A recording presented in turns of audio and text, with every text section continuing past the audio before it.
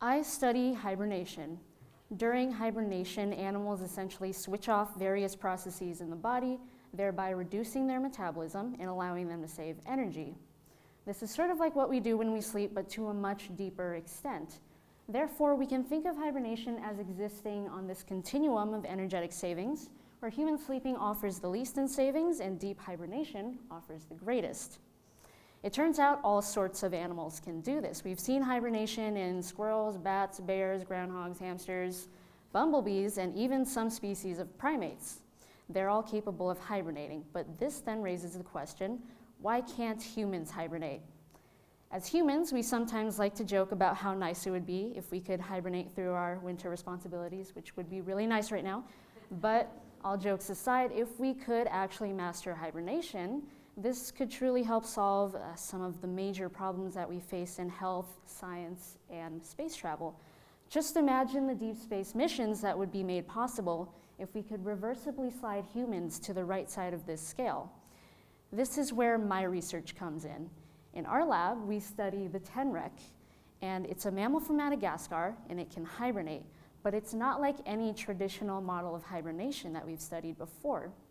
A typical hibernator like the ground squirrel can hibernate at body temperatures that are nearly freezing or below freezing in some cases.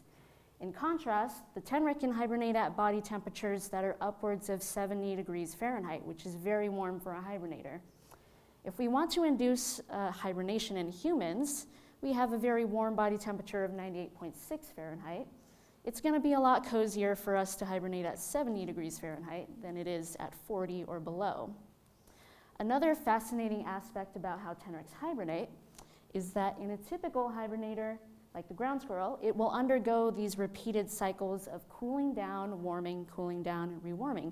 It does this for the entire hibernation period. This is thought to be important for resuming vital metabolic functions in the body, and it's thought to be critical for survival in hibernators. But tenrecs don't do this. They've thrown out the entire rule book. When tenrecs enter hibernation, they maintain the same body temperature throughout the entire period, essentially putting themselves in a state of suspended animation for months without waking up. My research focuses on trying to understand molecular metabolism in the tenrecs in the absence of these cycles. While I don't have any conclusive results for you yet, we do know that understanding tenrecs metabolism might be the key to getting us into deep space missions, and if we ever get to Mars, we might just have tenrecs to thank for it. Thank you.